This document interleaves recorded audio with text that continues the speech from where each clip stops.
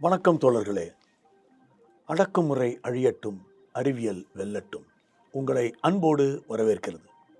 வழக்கம் போல் இன்றைக்கும் ஒரு அறிவியலின் மகா வாசகத்தோடு நாம் நம்முடைய நிகழ்ச்சியை தொடங்குவோம். இன்றைய மகா வாசகத்தை வழங்கியிருக்கும் அற்புத மாமனிதர் ஜாக்வஸ் டுபோசாட் என்கிற ஒரு அறிஞர். இவர் சுவிட்சர்லாந்து நாட்டினுடைய ஒரு பயோபிசிஸ்ட், அதாவது உயிரி இயற்பியலாளர். இவர் 2017ஆம் ஆண்டுக்கான வேதியியலுக்கான நோபல் பரிசு பெற்றவர். இவரை பற்றி மிக அரிய விஷயங்களை நான் வாசித்து அசந்து போயிருக்கிறேன். சிறு வயதிலிருந்தே இவருக்கு டிஸ்லெக்சியா என்கிற ஒரு வகையான நோய் இருந்திருக்கிறது. இதை நோய் என்பதை விட இது கற்றல் நிலை என்று சொல்லலாம். அந்த நிலையை அவர் சார்ந்தவர். அவருக்கு ஸ்பெல்லிங்லாம் தலைகீழ தான் தெரியும், நம்பர்லாம் இப்படி திருப்பி தான் தெரியும். இதுதான் டிஸ்லெக்சியாவினுடைய பேஸ். இந்த மாதிரியான மாணவர்களை இப்போது நம்முடைய கல்வித்துறை தேடி சென்று கண்டுபிடித்து அவர்களுக்கு தனி பயிற்சி அளித்து அவர்களை தேர்வு எழுத வைத்து ஒருவர் டிஸ்லெக்சியா அவர் மிக கடினப்பட்டு கல்வி கற்று நோபல் பரிசு பெற முடியும் என்பதற்கான ஒரு உதாரணமாக நான் ஜாக்வஸ் டுபோசாட்டை பார்க்கின்றேன். இவர் ஒரு இடதுசாரி சிந்தனையாளர். எஸ்எஃப்ஐ மாதிரி அந்த காலத்தில் அவர்களுடைய நாட்டில் இருந்த அமைப்புகளிலெல்லாம் மாணவராக இருந்து போராடியவர். இவர் டெமோக்ராட்டிக் சோஷலிஸ்ட் பார்ட்டி என்கிற ஒரு கட்சியில் தற்போதும் அங்கத்தினராக இருக்கிற ஒரு சோஷலிஸ்ட். இவர் என்ன ஒரு அற்புதமான அறிஞர்னா, இன்னைக்கு இருக்கக்கூடிய காலநிலை மாற்றம் குறித்த போராட்டங்களில் இவர் தொடர்ந்து ஈடுபடுகிறார். உலகத்தினுடைய அமைதிக்காக நியூக்ளியர் என்கின்ற அந்த அறிவியலை எதிர்த்து, அந்த அராஜகத்தை எதிர்த்து போராடிய ஒரு போராட்டத்தில் தான் சந்தித்த ஒரு பெண்மணியை தான் இவர் திருமணம் செய்து கொண்டார். அப்படிப்பட்ட அந்த அறிஞர் என்ன கண்டுபிடித்தார்? இவர் என்ன பண்ணுறாரு, அந்த நியூக்ளியர் வேஸ்ட்டில் வரக்கூடிய கிரையோஜெனிக் யூனிட்டில் பயோஸ்பெசிமென்ஸை எடுத்துக்கிட்டு போய் அதை கிரையோஜெனிக் அளவுக்கு கூல் செய்து அதை மைக்ரோஸ்கோப் வழியாக பார்த்து இந்த கிரையோஜெனிக் எலக்ட்ரானிக் மைக்ரோஸ்கோப்பி என்கிற ஒன்றை இந்த உலகிற்கு அறிமுகம் செய்திருக்கிறார். அதற்காகத்தான் அவருக்கு நோபல் வழங்கப்பட்டது. இவர் என்ன சொல்லியிருக்கிறார்? அது என்ன மகா வாசகம்? The progress of any scientific discovery is the path to global socialism. நீங்கள் அறிவியலின் எந்த ஒரு பகுதியை எடுத்துக்கொண்டு அந்த துறையை முன்னேற்றுவது என்று முடிவு செய்தாலும் அது உலக அளவில் சோஷலிசத்தில் போய்தான் முடியும் என்பது இந்த மாபெரும் அறிஞரின் அற்புதமான அறிவியல் வாசகம். இந்த வாசகத்தோடு நாம் இன்றைய இந்திய விஞ்ஞானிக்குள் நுழைவோம். இன்றைக்கு நாம் சந்திக்க இருக்கும் இந்திய விஞ்ஞானியின் பெயர் அதித்தி பந்த். அதித்தி பந்த் ஒரு அற்புத பெண் விஞ்ஞானி. அதித்தி பந்த் ஓஷனோகிராஃபி என்று நாம் அழைக்கின்ற கடல் ஆய்வுத்துறையின் ஒரு அபூர்வமான விஞ்ஞானிகளில் ஒருவர். இவர்தான் முதலில் அண்டார்டிகாவில் காலடி எடுத்து வைத்த முதல் இந்திய பெண்மணி என்று அறியப்படுகிறார். இவர் நாக்பூரிலே 1943 பிறந்தவர். இவர் தன்னுடைய 11வது வயதில் த ஓப்பன் சி என்கின்ற ஒரு புத்தகத்தை பரிசாக பெற்றார். அந்த புத்தகத்தை வாசித்ததன் மூலம் தான் கடலாய்வு செய்வதென்று முடிவு செய்ததாக தன்னுடைய சுயசரிதை 3 பக்கங்கள் எழுதியிருக்கிறார். அதிலே இவர் குறிப்பிடுகின்றார். அவருடைய தாய் ஒரு மருத்துவர். அவர் என்ன ஒரு பெரிய விஷயம் என்றால், ஒரு மரைன் பயாலஜிக்குள்ளே நுழைந்து அதில் எம்எஸ்சி முடித்து ஹவாய் தீவிலே சென்று ஓஷனோகிராஃபி படித்தார். ஹவாய் தீவிலே இருப்பது போல இந்தியாவிலே ஓஷனோகிராஃபி படிப்பதற்கு ஒரு அமைப்பு இருக்க வேண்டும் என்று நினைத்து நம்முடைய பரங்கிப்பேட்டை, கடலூருக்கு பக்கத்தில் போர்ட் நோவோ என்கிற பரங்கிப்பேட்டையில் கடலாய்வு, கடல் உயிரிகள் சம்பந்தமான ஒரு ஆய்வுக்கூடத்தை நிறுவ வேண்டும் என்று போராடி அதை நிரூபித்து காட்டியவர். இந்த அற்புத மாமனிதர் ஒரு விஷயத்தை கண்டுபிடித்திருக்கிறார். உலகத்தில் முதலில் தோன்றிய உயிரி அண்டார்டிகாவில் ஏறத்தாழ 100-150 அடிக்கு அடியிலே பாக்டீரியாவாக தங்கி இருக்கிறது. இது உண்மையில் 2 வகையான விஷயங்களை பற்றி பேசுகிறது. முதல் உயிரியின் தோற்றம் இங்கு இருக்கக்கூடிய கடலில் ஏற்பட்ட சில கெமிக்கல் மாறுபாடுகளினால் ஏற்பட்டிருக்கலாம். இந்த மாறுபாடுகளின் காரணமாக ஒரு பாக்டீரியா முதலில் உருவாகி இருக்கிறது. இந்த உயிரியை தேடி அண்டார்டிகா சென்று அதனை கண்டுபிடித்து எடுத்து அதன் ஆய்வுகளை வெற்றிகரமாக முடித்து அவர் உலக அளவில் பேசப்படுகின்ற ஒரு மாபெரும் விஞ்ஞானியாக இன்று வளர்ந்திருக்கிறார். அதித்தி பந்த் போன்ற பெண் விஞ்ஞானிகள் குறித்த இருட்டடிப்பு தான் நம்முடைய இந்திய அறிவியலில் தொடர்ந்து நடந்து கொண்டிருக்கிறது. இதை நாம் முடிவுக்கு கொண்டு வருவோம். அதித்தி பந்த் என்கின்ற மாபெரும் அறிஞரை வருங்கால சந்ததிக்கு நாம் அறிமுகம் செய்வோம். இப்போது நாம் இன்றைய இந்திய அறிவியல் அமைப்பு என்கிற ஒரு விஷயத்திற்குள் நுழைவோம். இந்தியாவினுடைய மிகப்பெரிய போராட்ட அறிவியல் அமைப்பு national academy of sciences, NASI என்று அது அழைக்கப்படுகிறது. National academy of sciences India என்று சொல்கின்றார்கள். இந்த அமைப்பு 1930 உருவாக்கப்பட்டது. ஆனால் இதற்குரிய விதை 1924 போடப்பட்டது. மெக்னாட் சாகா எனும் மாபெரும் அறிஞர் இந்த அமைப்பின் பின்னால் இருக்கிறார். மேக்னாட் சாகா நமக்கெல்லாம் தெரியும், ஒரு குக்கிராமத்தில் டாக்காவுக்கு அருகில் ஏறக்குறைய கொட்டாங்குச்சியில் டீ குடிக்கின்ற ஒரு சாதியில் பிறந்தவர். மிகவும் தாழ்த்தப்பட்ட ஒரு சாதியில் பிறந்த மெக்னாட் சாகா மாபெரும் கணித மேதையாக வளர்ந்தவர். அவருடைய கணித திறனை பார்த்து அசந்து போன ஒரு கணித ஆசிரியர் அவரை நகரத்திற்கு கல்வி கற்க தன் சொந்த செலவில் அனுப்பி வைக்கிறார். அப்படி போகின்ற பொழுது அங்கு கிடைத்த ஒரு வாய்ப்பை பயன்படுத்தி பிரிட்டிஷ் அரசாங்கத்தினுடைய ஒரு நுழைவுத் தேர்வை எழுதி அவருக்கு மாதாந்திர பணம் கிடைப்பதாக அவர் தன்னை உருமாற்றிக்கொண்டு ஒரு விடுதியிலே தங்கி கல்வி கற்க தொடங்கியவர் மெக்னாட் சாகா. இயற்பியல் படிப்பதற்கு கல்கத்தாவினுடைய மாநில கல்லூரியில் இணைந்து சத்யேந்திரநாத் போஸ் என்கிற ஒரு மாமனிதரை தன்னுடைய வகுப்பு தோழனாக பெற்றவர். பல்கலைக்கழக முதல் மதிப்பெண்ணை சத்யேந்திரநாத் போஸ் பெற்றார், 2ஆம் மதிப்பெண்ணை மெக்னாட் சாகா பெற்றார். அப்படி இருவருமே நண்பர்கள், நல்ல நண்பர்கள். இவர்கள் இருவரும் சேர்ந்து எவ்வளவோ சாதித்திருந்தாலும் மெக்னாட் சாகா தன்னுடைய பங்களிப்பாக, ஐன்ஸ்டீன் குறிப்பிடுவார், சாகா அறிவியலின் திருப்புமுனை என்று குறிப்பிடுவார். அயனைசேஷன் ஃபார்முலா என்று அழைக்கப்படுகின்ற அயனியாக்க சமன்பாட்டை இந்த உலகிற்கு வழங்கியவர் மெக்னாட் சாகா.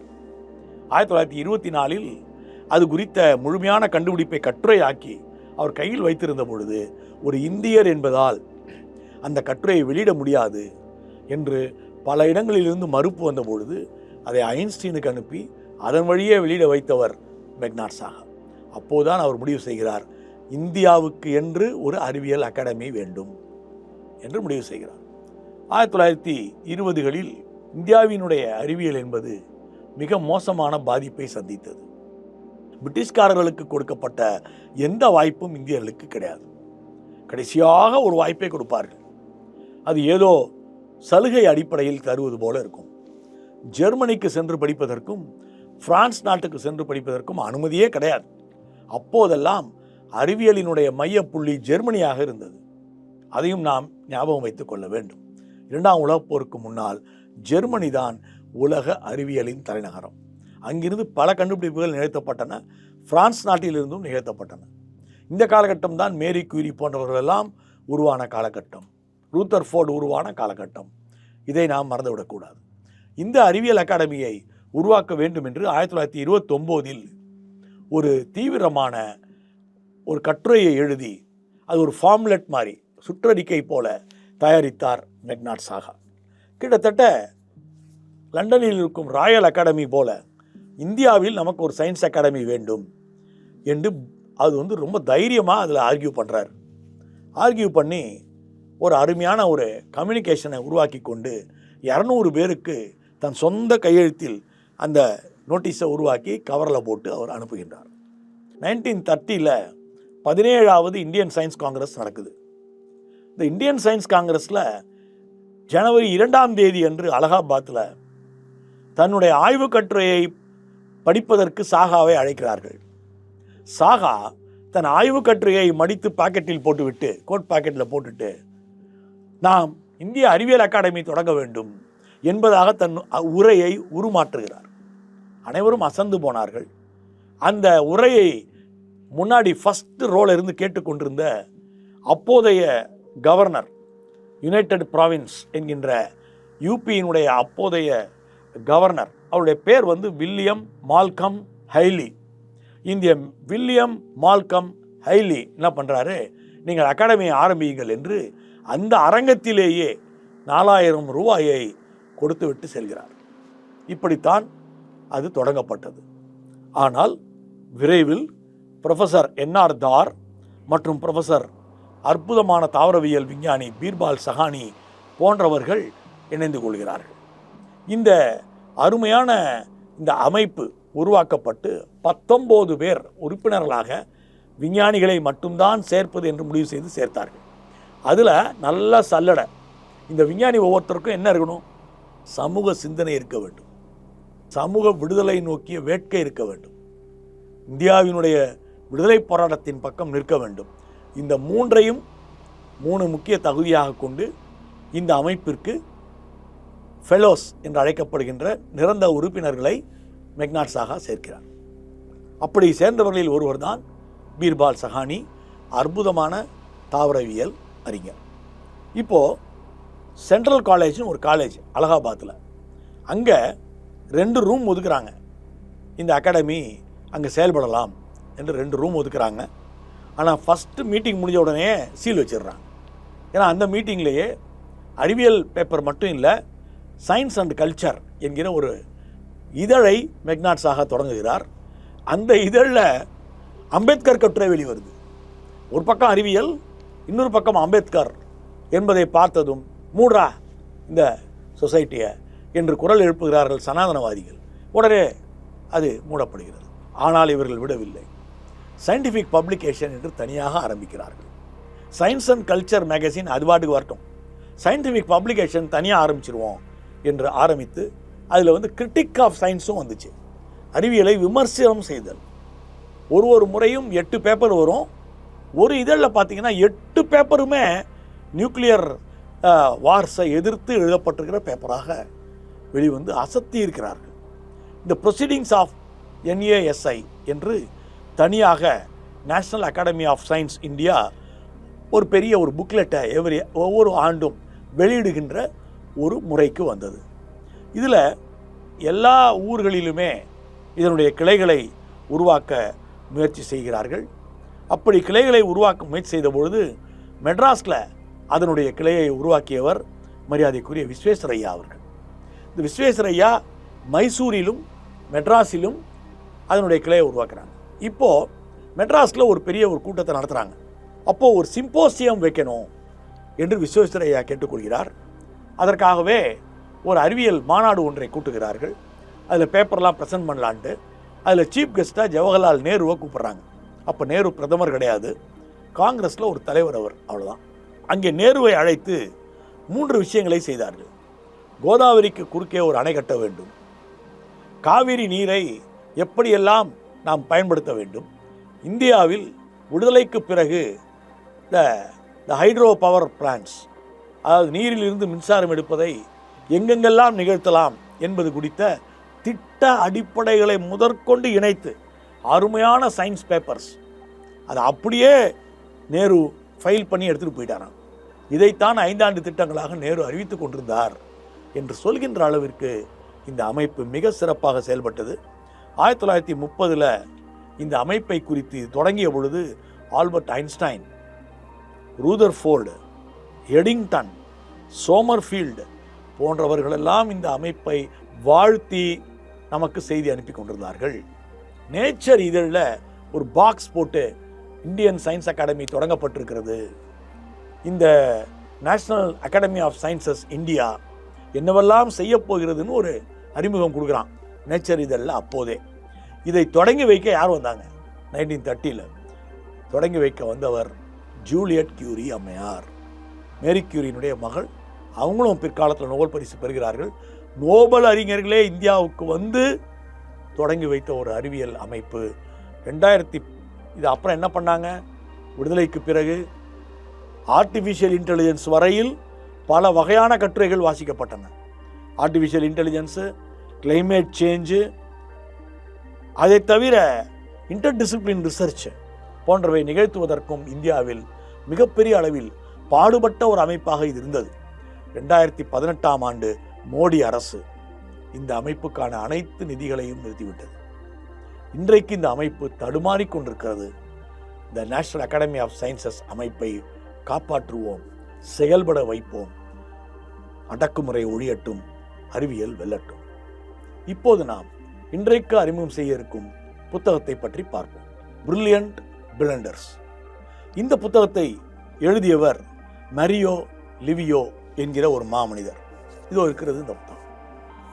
த பிரில்லியன்ட் பிளண்டர்ஸ் என்கிற இந்த புத்தகம் மிக அருமையான ஒரு விஷயத்தை முன்வைக்கிறது.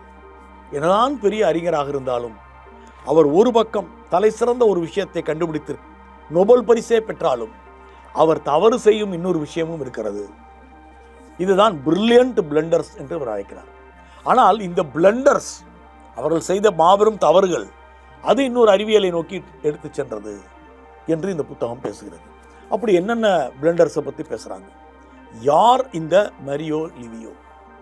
மரியோ லிவியோ ஒரு அஸ்ட்ரோபிசிஸ்ட். அவர் வந்து புக்காரெஸ்ட், ரொமேனியாவிலே பணியாற்றி கொண்டிருக்கிறார். அவர் சூப்பர் நோவா தியரி என்கிற ஒரு அருமையான கோட்பாட்டை முன்மொழிந்த அறிவியல் அறிஞர் இந்த மரியோ லிவியோ என்பவர். இதில் ஃபஸ்ட்டு எடுத்த உடனே எதில் ஆரம்பிக்கிறாங்கன்னா, பாபி ஃபிஷருக்கும் போரிஸ் ரஸ்டாக்கிக்கும் நடுவில் நடந்த ஒரு இன்டர்நேஷ்னல் செஸ் சாம்பியன்ஷிப் போட்டியோடு இந்த புத்தகம் தொடங்குகிறது.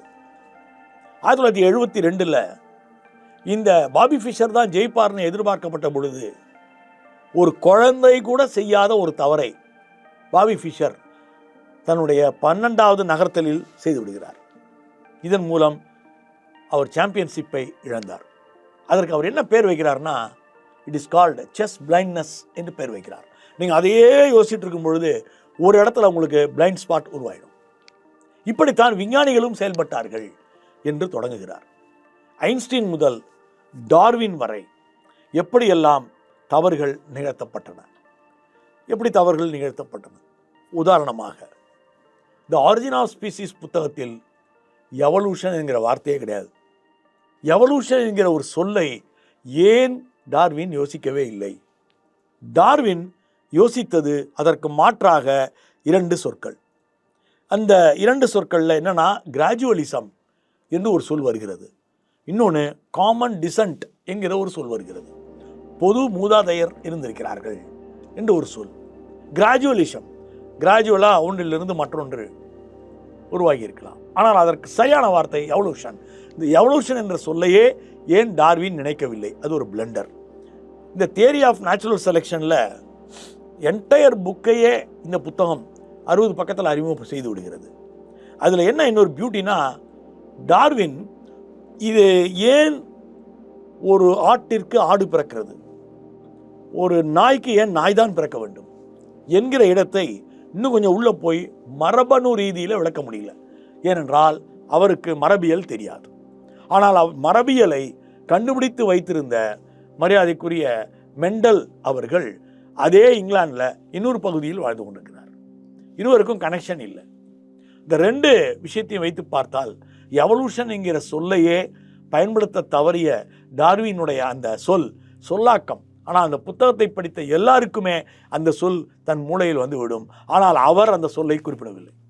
இது டார்வின் பற்றி குறிப்பிடப்படுகிறது. 2வது லீனஸ் பாலிங். லீனஸ் பாலிங் என்ன தவறு செய்தார்? லீனஸ் பாலிங் உண்மையிலேயே கெமிஸ்ட்ரிக்கான நோபல் பரிசு பெற்றவர். இவர் பெரிய அறிஞர். லீனஸ் பாலிங் அவர் தன் வாழ்க்கையில் 18 முக்கிய கண்டுபிடிப்புகளை கெமிஸ்ட்ரியில் நிகழ்த்துறார். வைட்டமின் என்கிற ஒரு விஷயத்தையே மருத்துவத்துறைக்கு சொல்லிக் கொடுத்தவர் லீனஸ் பாலிங். வைட்டமின் சி அதிகமாக நாம் உட்கொண்டால் சளி பிடிக்காது அப்படின்னு இன்னைக்கு சொல்கிறோம். இதெல்லாம் அடிப்படையில் வைட்டமின் சினா என்ன, எதிலெல்லாம் இருக்குது, வைட்டமின் என்பது என்ன என்பதையே கொடுத்தவர் அவர். ஆனால் ஒரு பிளண்டர் பண்ணார் லீனஸ் பாலிங். அனைவரும் டிஎன்ஏவோட ஸ்ட்ரக்சரை யோசித்து கொண்டிருந்தார்கள். டிஎன்ஏ ஸ்ட்ரக்சரை நீங்கள் அனைவரும் அழிந்திருப்பீர்கள். அது பார்த்திங்கனாக்கா மிக அழகாக கன்ஸ்ட்ரக்ஷன் செய்யப்பட்ட 2 ஏணி மாதிரி அப்படியே வளைஞ்சு மேலே போகிறது, பார்த்துருப்பீங்க. அதில் 4 கட்டைகள் மீண்டும் மீண்டும் மாறி வந்து கொண்டிருக்கின்றன. லீனஸ் பாலிங் அவசரப்பட்டு என்ன பண்ணார், டிஎன்ஏ ஸ்ட்ரக்சரை நான் வெளியிடுறேன்னு சொல்லிட்டு 3 கட்டைகள் இருக்கிற சுழல் ஏணியை வெளியிட்டார். That was the blunder. அவர் அதை வெளியிட்டதுனால இப்போ என்ன ஒரு அருமையான விஷயம் பாருங்கள். எப்படி டார்வின் எவல்யூஷன்ங்கிற சொல்லை குறிப்பிடவே இல்லை, ஆனால் அது வாசிப்பவர்கள் எல்லாருக்கும் அந்த சொல் வந்துகிட்டே இருக்கும். அதே போல் லினஸ் பாலிங் இதை வெளியிடுவதற்கு அந்த காலகட்டத்தில் அது உண்மையிலேயே டபுள் ஹெலிக்ஸ் ட்ரிபிள் ஹெலிக்ஸ் அல்ல என்று அறிவித்த வாட்சன் அப்போ வரைக்கும் ட்ரிபிள் ஹெலிக்ஸ்ன்னு நினச்சிட்டு இருந்தாராம்.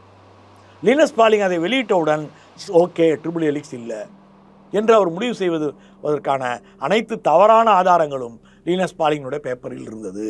That was Linus Pauling's blunder and Watson's அவருக்கு மிகவும் உதவிகரமாக இருந்த ஒரு விஷயம். மூணாவது, நமக்கெல்லாம் தெரியும் வில்லியம் தாம்சன் கெல்வின் என்கிற ஒரு மனிதர். கெல்வின்றது ஒரு டெம்பரேச்சர். இன்றைக்கி அந்த பேரில் அவர் பேரில் குறிப்பிடுறோம். அவர் ஒரு பெரிய தவறு செய்கிறார். Miscalculated the age of the earth. இதுதான் அவருடைய தவறு. பூமிக்கு என்ன வயதாகி இருக்கிறது என்பதை கணக்கெடுக்கின்ற பொழுது ஒரு மோல்டன் பால் அதை எடுத்துக்கொண்டு பூமி மாதிரியே அதை வடிவமைத்து அதனுடைய அடிப்படைகளை ஆய்வு செய்து கொண்டு வரும் பொழுது அவர் என்ன பண்ணுறார், ஒரு சைபரை விட்டுறாரு. பெருக்கல் பெரிய பிளண்டர். நமக்கு அவர் 4.5 மில்லியன் சொல்லிட்டாரு. Actually 4.5 billion. இந்த பில்லியனுங்கிற வார்த்தை வராமல் மில்லியன் வந்ததுனால வரலாற்றில் சிறப்பிடம் பெற வேண்டிய மிக முக்கியமான ஆதாரத்தை கெல்வின் இழந்தார். ஒரே ஒரு ஜீரோவை விட்டுட்டு பெருக்கினதுனால. இது ஒரு பிளண்டர். இந்த புத்தகம் அவருடைய வாழ்க்கையை, அதற்காக அவர் 6 ஆண்டுகள் செலவு செய்ததை, அதன் பிறகு கால்குலேஷனை போட்டு ஒரு வழியாக முன்னாடி வந்து அதை பூரா உருவாக்கி கொண்டு வரும் நேரத்தில் ஒரு சைபரை விட்டுட்டு பெருக்கலை பண்ணிவிட்டு அவசரமாக ஆய்வு முடிவை வெளியிடுகின்ற அந்த கொடுமையை இந்த புத்தகம் பேசுகின்றது. அப்புறம்தான் நம்ம ஹாயில் என்கிற ஃப்ரெட் ஆயில்கிட்ட வரும். ஃப்ரெட் ஆயில் பிக் பேங் என்கிற ஒரு பெயரை வைத்தவர். ஆனால் அந்த பேரை எதுக்கு வச்சார்? இவங்க நினைக்கிற மாதிரி அவங்க சொல்கிறது என்னென்னா, ஒரே ஒரு இடத்துல திடீர்னு அப்படி வெடித்து கிளம்பியிருக்குதுன்னு சொல்கிறாங்க. அந்த பிக் பேங் நடந்திருக்க வாய்ப்பே இல்லை அப்படின்னு அதை மறுப்பதற்காக அவர் அந்த பெயரை வைக்கிறார். ஆனால் அந்த பெயர் நிலைத்து விடுகிறது. யார் இந்த ஹாயில்? அவர் என்னவெல்லாம் ஒர்க் பண்ணார்? அவர் முன்வைத்த ஸ்டெடி ஸ்டேட் தியரி ஏன் தோற்று போனது? ஏன் பிக் பேங் வெற்றி பெற்றது? பிக் பேங் தான் வெற்றி பெறப் போகிறது என்று தெரியாமலேயே அதற்கு அவர் ஏன் பெயர் வைத்தார்? இதை இந்த புத்தகம் பேசுகிறது. கடைசியாக நாம் ஐன்ஸ்டீனிடம் வருகின்றோம். Einstein did a blunder. Einstein சார்பு தத்துவத்தை வெளியிட்டார், வெற்றி. ஐன்ஸ்டீன் E=mc² என்கின்ற ஆற்றல் சமன்பாட்டை வெளியிட்டார், வெற்றி. ஆனால் ஐன்ஸ்டீன் காஸ்மாலாஜிக்கல் கான்ஸ்டன்ட் என்று ஒன்றை உருவாக்க முயற்சி செய்தார். இந்த முழு பிரபஞ்சமும் ஒரு மாறிலியை கொண்டு இயங்குகிறது என்று நிரூபிக்க வேண்டும் என்று ஐன்ஸ்டீன் விரும்பினார். ஆனால் அவரால் நிரூபிக்க முடியவில்லை. ஏனென்றால் குவாண்டம் ஃபிசிக்ஸ் என்கிற ஒன்று அவர் எப்போது காஸ்மாலாஜிக்கல் கான்ஸ்டன்ட்டை நிரூபிக்க முடியவில்லையோ அப்போது ஹெய்சன்பர்க் போன்றவர்களால் முன்வைக்கப்படுகிறது. காஸ்மாலாஜிக்கல் கான்ஸ்டன்ட்டை உருவாக்க முடியாது. ஏன்னா குவாண்டம் ஃபிசிக்ஸ்னு ஒன்று இருக்குது. நீங்கள் நினைப்பது போல் அணுவுக்கு உள்ளிருக்கும் அமைப்பு அல்ல. அணுவுக்கு உள்ளிருக்கும் அமைப்பு உங்களுக்கு போக்கு காட்டும்.